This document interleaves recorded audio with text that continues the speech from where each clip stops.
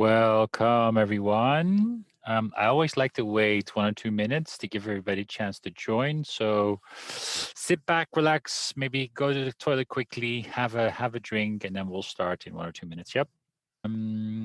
So welcome to the Buying a Home in Rotterdam webinar. So today we're going to talk about several different things, but let me first introduce myself. I'm Kimo.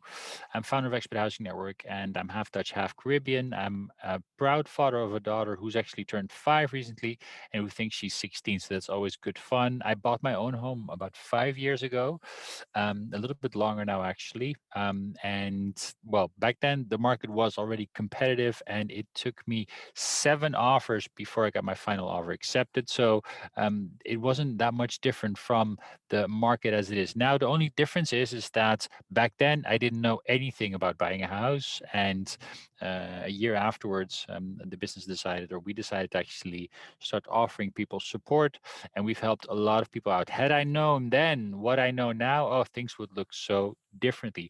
By the way, if you have any questions, pop them in the chat. We're a small group today, so if you have any questions, pop it in the chat. I'm happy to answer them during your presentation. There's some room for Q&A at the end as well, but just pop your questions in the chat when you come across or when you find them. Today we're going to talk about the introduction, a mind state of getting into the housing market, savings you need, 3 tips to win, and the timeline. But first of all, greatness is achieved in the agency of others. What does that mean? You'll most likely get support from my team members. I am not supporting people with buying a home anymore.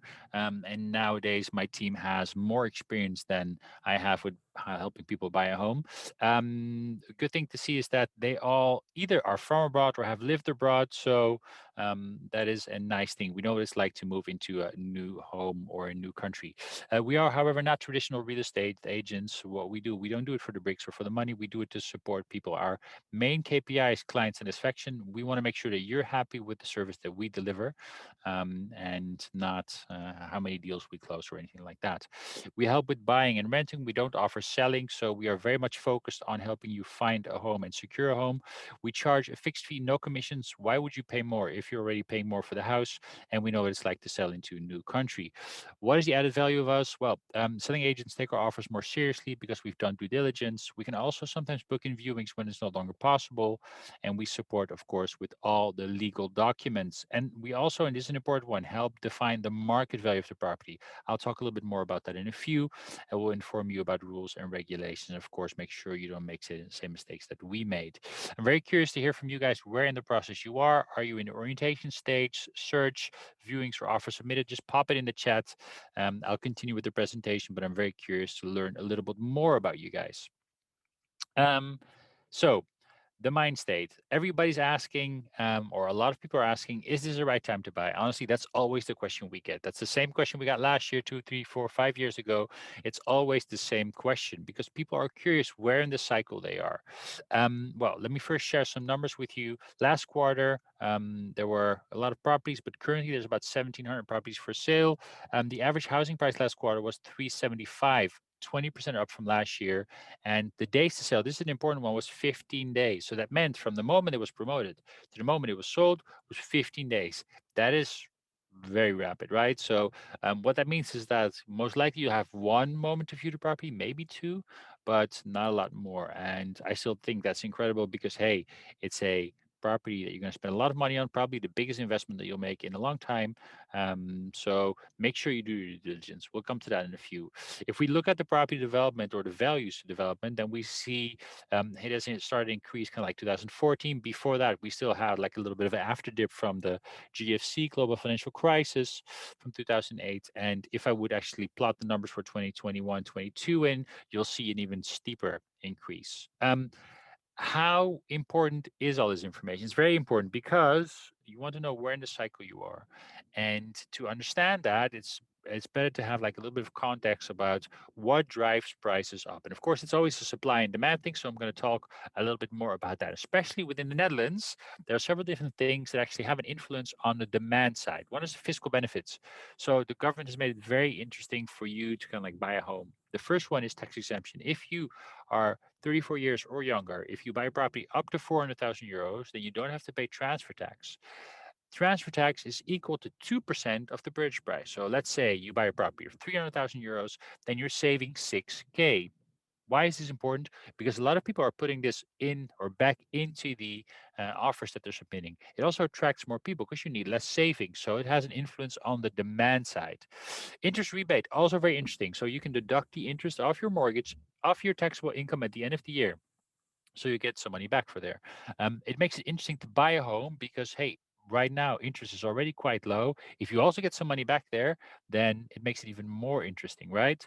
No capital gains. If you sell your property, then you don't have to pay taxes over the profit that you've made. We're again seeing a lot of that money being put back into the market, and tax-free parent donation. By the way, they are planning on removing that in the future. There's no kind of like clear timeline on that, but up until today, and most likely next year as well, parents can donate 100,000 euros to their kids for free, tax free, if they use it to buy a property. Then you have low interest rates, right? Money is cheap. It's not free. Don't forget that. Like to borrow money, you pay between 1.5 and 2% interest right now. And then if you use that interest rebate, you actually pay less interest. So it makes it very interesting for people to buy a home, especially knowing that, was it 5 to 10 years ago, interest rates were 4%, 5%. I still remember my parents actually paying like 8 or 9%. So crazy, crazy low at the moment. High rents is also an important one because currently you're paying what, 1,000, 12, 1,300, 14, 1,500 euros on rent, maybe even more. Then that's money down the drain, right? So it actually pushes a lot of people towards the buying market. Okay, so this is all demand side. Then we are notoriously known for not meeting our quota. So we don't have that many new properties being built. If you see the demand side go up steeply, but the supply side increases like small and with small steps, then that creates a discrepancy between supply and demand and drives prices up. I don't say that the supply is the problem necessarily. I think that the demand is equally important. So if the government can make it less attractive to buy a home and to get a mortgage out, then we'll see the market kind of like get back into balance. I don't expect anything like that to happen though, because we have a very liberal government still, and their constituency consists of homeowners and home buyers, so they're not keen to kind of like change any of these fiscal benefits. Lack of supply, we're seeing that the number of properties being built is increased from 75K to 100K on an annual basis, starting next year or the year thereafter. But by the time that hits the market, will most likely have grown even more. So I think it's what the Dutch, was it, carrying water to sea? That's what the Dutch say. I'm not sure how much of an impact that is going to make. So knowing this, I can actually say, well, I can't guarantee it, of course. Like I'm not a sayer, like I don't have a glass ball. But looking at these elements, I don't expect prices to decrease in the next couple of years. I expect double digits next year. The year thereafter, maybe single digits, and we'll maybe see kind of like it plateau a little bit at some point. But who knows, right? Some people said that a couple of years ago, and it's only been increasing since. So I think that in order to actually for the market to kind of like decrease in value, I think we'll have to see some more things shake it up. And Corona wasn't one of them. So now you know that we're not at the peak yet. I don't know when the peak will be, if there ever will be peak. Maybe it's just slowing down. But what would you need in savings before you start? It's very important. We've made a little list for you. First column, you see the description. Second column, the actual price. Third column, whether it's tax deductible. I'm going to zoom in on that a little bit more.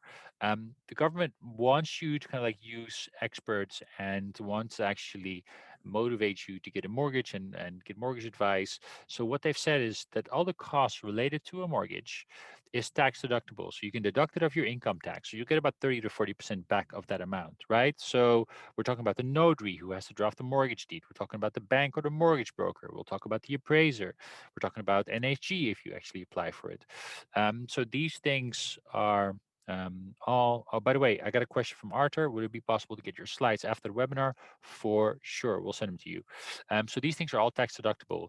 I always kind of like to group people in twos. So one is you pay transfer tax. That means that technically the total sum of your purchase fees or closing fees, that's what we call this combination of costs, will be around 5% of the purchase price. If you don't pay transfer tax, it'll be around 3% of the purchase price. So take that into account. That's the money you would need to actually close a property. It doesn't mean you need that money from the start when you start searching.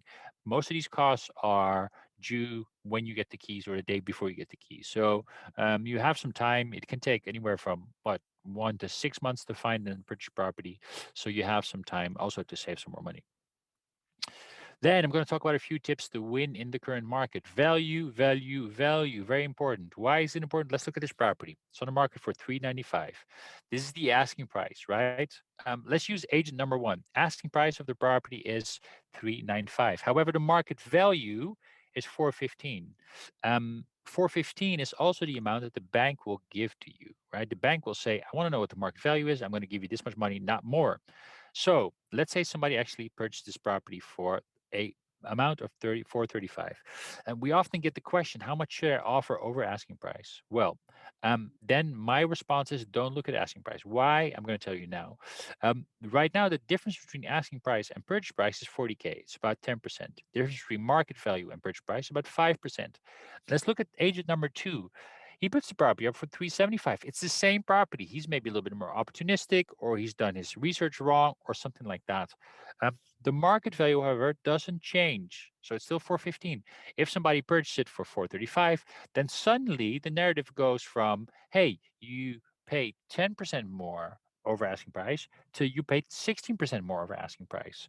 Um, but the market value and the purchase price are not that much different. So what you should look at is not so much how much is the asking price and how much should I pay based on the asking price. Look at the market value, because sometimes market value is here and the asking price is very close to the market value. Then you don't want to go nuts, right? If it's much further away from the market value, then maybe it makes a sense to actually offer a little bit more. So don't look at asking price, look at market value. We're happy to help you out with market value. We give you a range and we're most of the time spot on. Sometimes we're actually a little bit lower than what the actual market value is. But hey, that's always a nice surprise, right? But the majority of the time, I think 99% of the time, my colleagues have been spot on what the actual valuator gives it as a value as well. Then, what is a winning offer? So, winning offer is a good price, but it's not always the highest price. Let me look at this sheet again. Let's say you go for this property, market value is 415. You have 20K in savings, but you heard that you have to offer 16% over. So you go and offer 450,000 euros.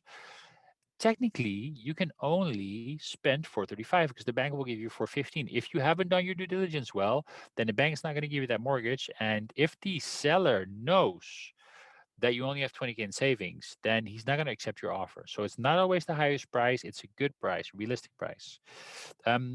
Tanya asked, from who do we get the market value? Well, we can support you with that. There's also a platform called Cadastre. It's a bit of a puzzle, but you can get property values, or not property values. You can get values of properties sold there. And how do you define a market value? Let me show you. You have a property, right? Let's say the property is, well, 395. Then what you do is you look for properties sold in the last 6 to 12 months in the neighborhood that are similar. Then you get these values and then you look at what are the differences and then you make corrections and so on. And then you end up with a valuation. That's how it works. So based on that, you can actually define a market value. Again, it has to be linked to property sold in the last 6 to 12 months that are similar. You can't combine a property or compare a property that is 50 square meters to a property that's 100 square meters because people will pay different amounts for it. Square meter prices are lower and so on. Also, if you're overlooking a canal, it might have a different value than if it's overlooking, I don't know, an industry area. So have a look at that. Then the second part of submitting a winning offer is offer security to the seller. So the seller will want to know that you're going to move forward with the deal. If you tell the seller a little bit more about your financial situation, the fact you have a mortgage broker or that you can pay a lot in cash, that will give the seller more security that you're going to move forward. One thing that we always talk about is the finance clause. If you submit an offer, you can add clauses to your deal or to the offer. Those clauses allow you to pull out of a deal if they're not met. So, for example, if you don't get your mortgage, you can pull out of the deal. However, what that means is that the seller will have to wait until you get a mortgage approval or rejection to know whether you're going to move forward or not. So sometimes we take that out. We, however, only do that with consent of your mortgage advisor, broker, and of course with your consent. So never do it without support from a specialist there. But it will make your offer more attractive because he doesn't have to wait that long to know that you're going to move forward. If sellers or selling agents especially hate one thing, it's to have to put the market property back on the market again after several months because the sale fell through. Then offer the least amount of hassle. The best example I can give is if a seller wants to leave the property the 1st of March, don't ask him to leave the 1st of January, right? He'll have to move his stuff, find temporary accommodation, then move his stuff back into his new home. Unless you can back that up with a lot of cash, I wouldn't do it. So try and learn more a little bit about the seller. Let's say they're going through a divorce. Make sure that you understand what would actually benefit them. Maybe they're leaving the country, they want to sell their furniture. Have a thought about all of these things because spending a little bit more or taking into account these things can actually make your offer more attractive. Then the last thing is offer personal touch. Why is that important? Because especially if you're dealing or competing with an investor, then a seller who's lived in a property and has built an emotional connection with it might be more keen to sell to you if it's a similar offer than to an investor. So share a little bit more about yourself, maybe some photos, maybe a text, maybe why you love the property, and then that will actually drive the value of your offer more. So that's a winning offer. And then the last thing is due diligence. So we talked about it a little bit before. There's technically two parties that I find very important at this point. The technical inspector, she'll come in to actually inspect the property, tell you what's wrong with it, if it needs renovation, what the cost will be. And then the appraiser, he will actually define the market value. The market value cannot be defined for the bank by us or by the selling agent. The bank will only accept a proper report from a valuator. Why is that? Because the banks, well, think that we are, of course, and we are not independent, right? We're biased. We're supporting you. Independent appraiser will actually go to the property. He's not that independent because you still pay for him. But what he has to do is once he's filed a report, he has to send it to an institute. They check if he's played by the rules. If he has, it'll move forward and it'll go to the bank. My question to you guys is when do you book them in? Do you book them in before your offer is accepted or after your offer is accepted? Please feel free to pop in the chat. I'm going to wait 10 seconds for this one. So do you book them in before your offer is accepted or after your offer is accepted? I'm getting one before. I'm getting another before. I am getting an after, an after, an after. No, just before. Okay, I'm going to spill beans on this. Yes, I'm getting one after. So the correct answer is after the offer is accepted. Why? It's a bit of a trick question because some people think that once the offer is accepted, they're committed. That is not the case. You have oh, let me share the timeline. So you have your offer acceptance. Let's say I submit an offer today. Tomorrow I get an email back saying, congratulations, we accepted your offer. You can pull out still. There's no kind of like obligations there.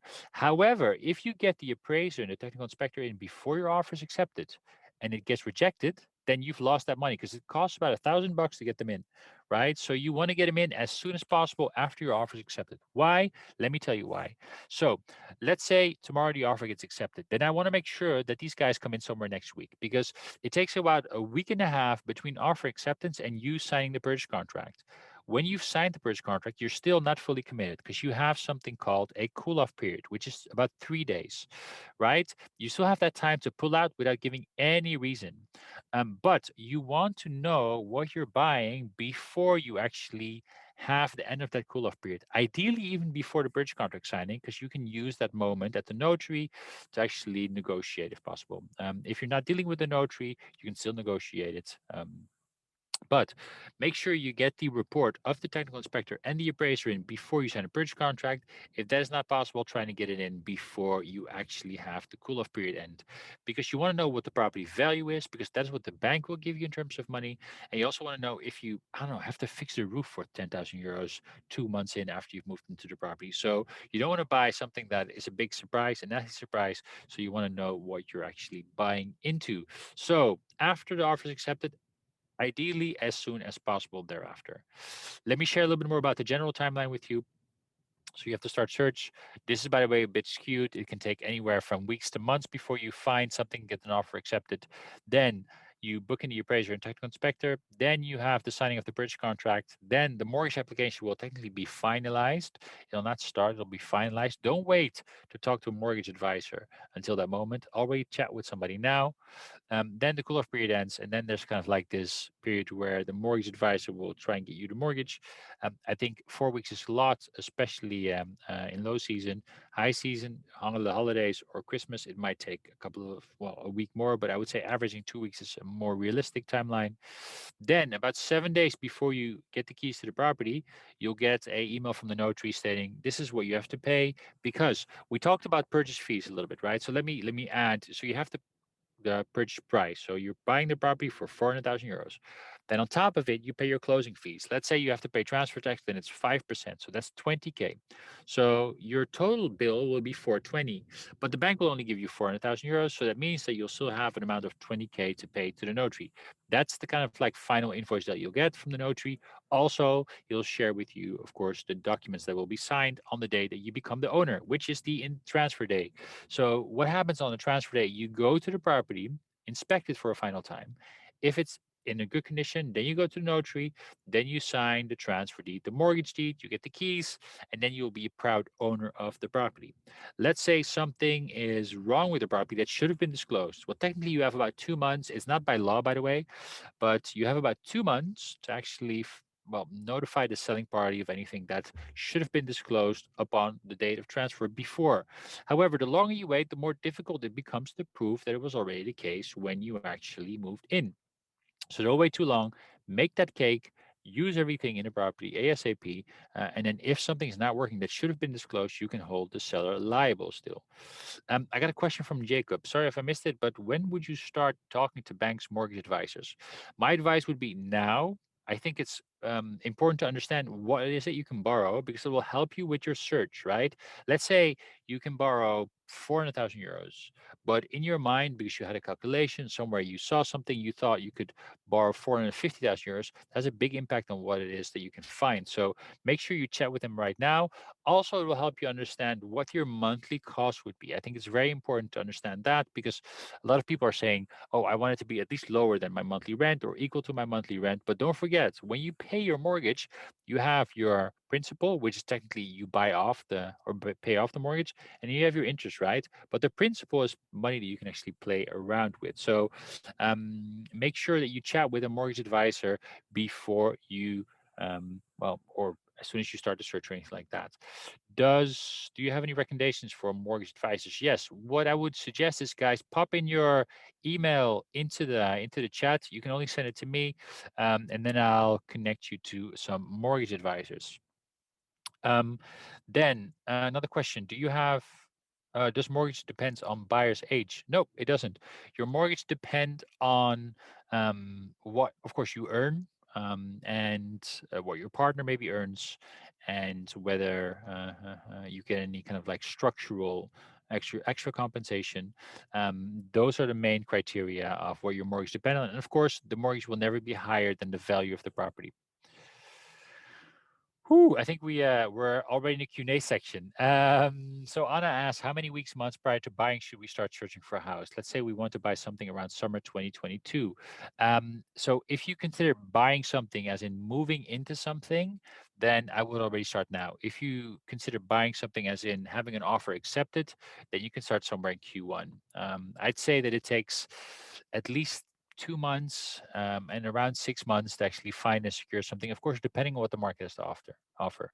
I would say, however, that winter is a better time to buy. A lot of people can't see through the snow, the cold, and the rain, but there's still people that want to sell because they'll move or something like that. So I would consider now to be a good time to buy. Um, Another question from Jacob: Straight to the bank, or do you recommend an independent advisor? I would talk to both, right? I would talk to so I always use the was it analogy or the metaphor? I'd say that a bank is kind of like your old-fashioned retail shop. You go in there, they'll try to sell you 2 or 3 products, and that's what they have on offer, and not much more. They're trustworthy, of course, but I think that their eagerness to actually sell a mortgage to you is well, unparalleled, to say it cynically. Then you have your mortgage advisor, which is kind of like your personal stylist, shopper. They don't care where you buy your mortgage. They care that you're happy with your mortgage, you understand what you're buying, and it looks good on you, right? So it's very important to get a chat with both of them, because a mortgage advisor will tell you more about a range of products. They have access to what, 30, 40 mortgage providers. So they'll have 60, 70 products, whereas a bank will give you 3 or 4 products, right? So have a chat with both of them. It's an important one. Do your due diligence properly, right? Have a chat with both, because this is the biggest amount that you're going to spend in a long time. So make sure you understand what the pros and cons are. I also like to say, follow your gut a little bit. Like, it has to be a comfortable and pleasant interaction as well, because that person will guide you through an important process. Um, how many weeks, months? Oh, no, we already tackled that. When is the moment to apply for starters laning? Alina, I'm not sure if you mean you're kind of like self-employed and everything like that. I think starters laning is specific to the Rabobank. I'm not 100% sure. This is not my domain of expertise, the actual mortgages. I would talk to a mortgage advisor about this. If you're a starter, and you're in the you just came to the job market, then it might have an impact on, of course, what it is you can borrow, because your salary might be a little bit lower. If you mean started as in self-employed, then you'd need to have at least 12 months of record of income to actually display. So I hope that answers your question a little bit. If you want to dive into the actual mortgages world a little bit deeper, I'm happy to connect you to a mortgage advisor. Um, so, how useful is this information if I want to buy a house in 5 years from now? It's a good question, Valeria. I don't have a glass ball. I don't know what 5 years from now will mean. We could have new regulations. We could have different interest rates. We could have a lot of new setups. If you want to push it back 5 years, then you can. Um, the thing is, I've never talked to somebody that said, "Oh, I'm so happy I didn't buy 10 years ago." Well, maybe in 2018, right? But since it's been going up, and I know I think even in 2018, it's gone up quite a bit. So it already passed the markers where we were before the crisis and during the crisis. So you can wait 5 years, but that means you'll spend 5 years of rent. Renting has, of course, advantages as well. You're flexible. You don't have to sell a house. Like, maintenance is done by the landlord, so it's not necessarily a bad thing. I always like to say, look at your case specifically, right? If you got a lovely property, you're paying a decent amount of rent, why would you buy? Right? If you want to settle, if you're paying too much rent, or if you want to build up equity, then you can definitely go and buy. But also look at what you can actually get with the money you can borrow. So there's a lot of things that are important to look at. Do you recommend getting a real estate agent or search on your own? Ha! That's a good question, Anna. So we are actually supporting with securing a home. It's not rocket science; you can do it yourself. But well, I did it myself. Um, However, I still remember being at the notary and going over the contract, and it was just my ears were just ringing. I had no idea what they were talking about back then. So I think it definitely adds value in a competitive market, a real estate agent, because it's still a networking business, and also that market value is very, very important. You can try it off yourself first, though. If it works, right? You've saved some money. If it doesn't, then you can always go to real estate agent. Tanya, what is included with your service? Do I have a slide about that? No, I don't. So what we offer is we offer 2 separate services. One is a smart service, and the other one is a complete service. I'm going to start off with the complete service, which is we join you on viewings, we schedule viewings. We can also conduct a search, but there's like a premium for that. We schedule the viewings. Visit the viewings with you. We conduct a price research, property document review. We draft the offer, submit the offer, and we'll actually book third parties, will be there at the technical inspection, at the notary, and so on.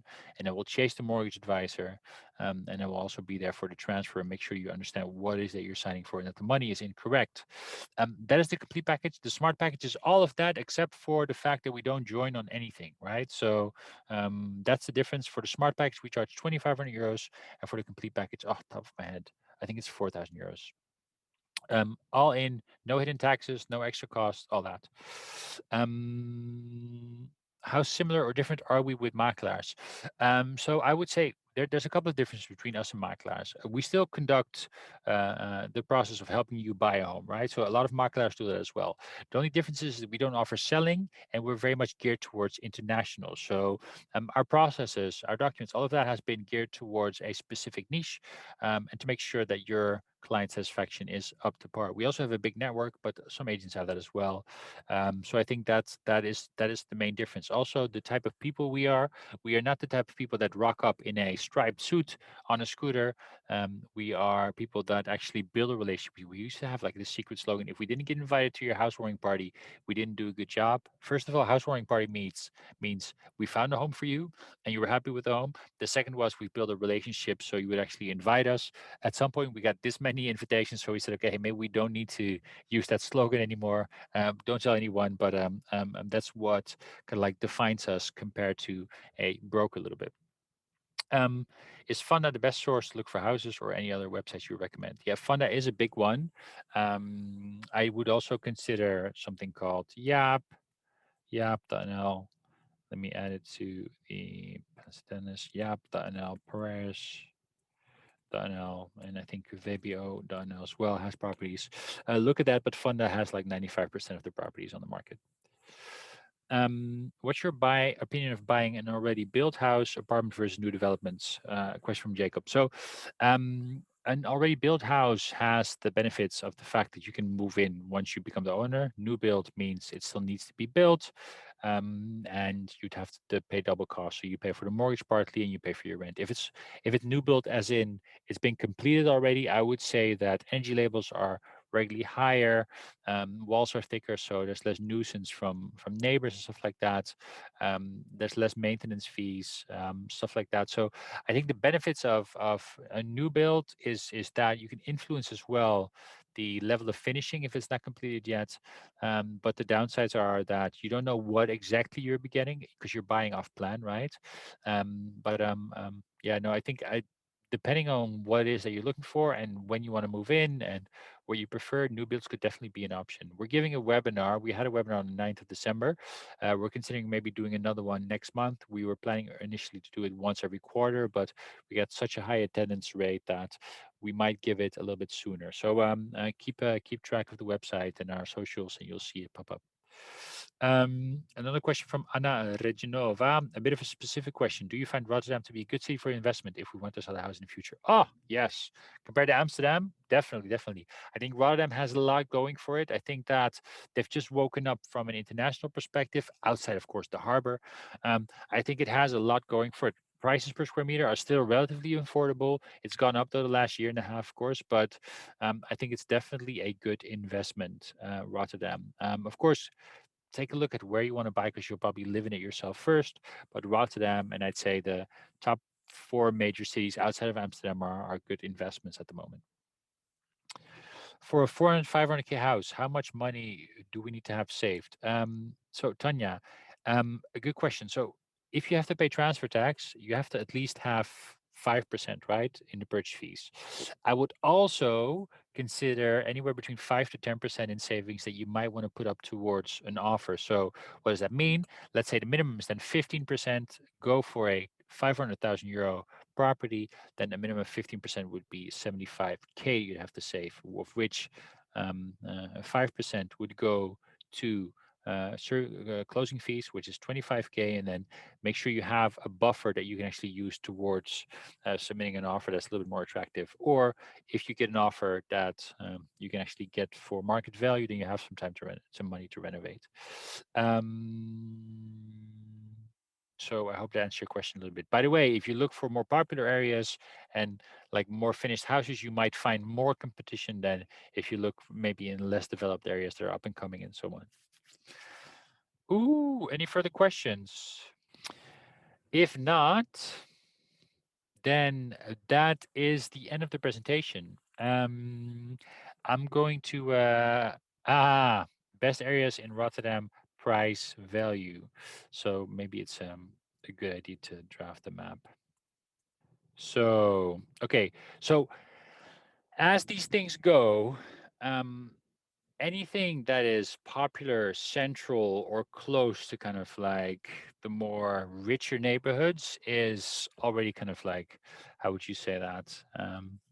Yeah, price value is maybe not ideal anymore. So I would say anywhere in the city center here is kind of like expensive.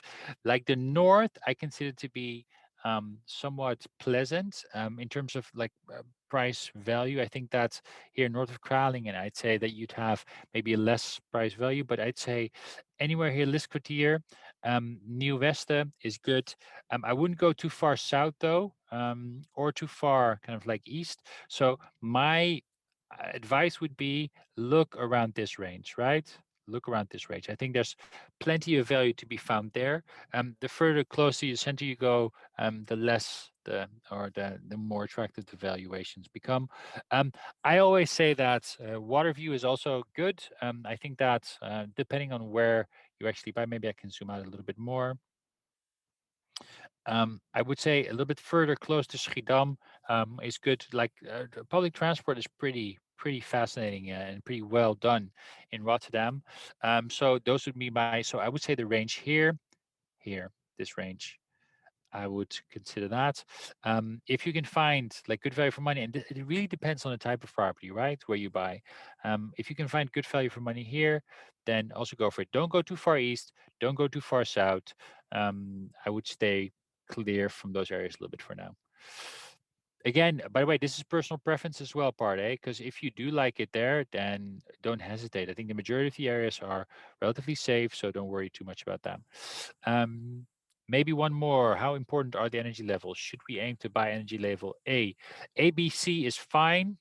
If you can buy A or B, go for it. If you can buy A, definitely. In the future, I think it's going to become more important. It has an impact on the value of your property, of course. But if you could buy a B or a C or even a D, then sometimes there's easy tweaks you can do to actually increase the energy label. So, for example, get a new boiler or maybe get different glass. Stuff like that could actually boost your energy label. So it's not a no-go CRD, right? EGF, like I live in a property that has F. It's not ideal, but it's also not that bad. So I think weigh up the pros and cons. If it's a very characteristic property in a lovely neighborhood, then you'll most likely find that the energy label is a bit lower because the time that it was built in is much longer ago. So don't make it a deal breaker. Yep. Perfect. Almost lunchtime, ladies and gentlemen. Have a lovely day. Good luck. I will jot down the email addresses and we will connect you with the mortgage advisors. One final question from Tanya. The last one, Tanya. What other considerations besides energy label we need to have? There's so many. I first of all would take on personal considerations. How do you like the property? How do you like the neighborhood? Can you see yourself live there? Can you see yourself actually actively live there? Very important. Other things like commuting times to work, less important now with COVID, but still, I expect like the office times to like increase a little bit in the future. Have a look at that. Have a look at the amenities, facilities in the neighborhood. Then look at the quality of the build, right? So I think that's going to be important. If you find it important to buy something that's a good investment, have a look at the resale value in the future, but also have a look at the energy label, of course. Have a look at the neighbors. Have a look at whether you need to kind of like replace anything important. Oh, there's so many things to look at. But the most important thing is that you can feel at home there. That's very, very important. That's a feeling. That's not something that a kitchen or a bathroom is going to tell you based on the quality. It's based on what feeling you get from the property and neighborhood. So go for it. Take care.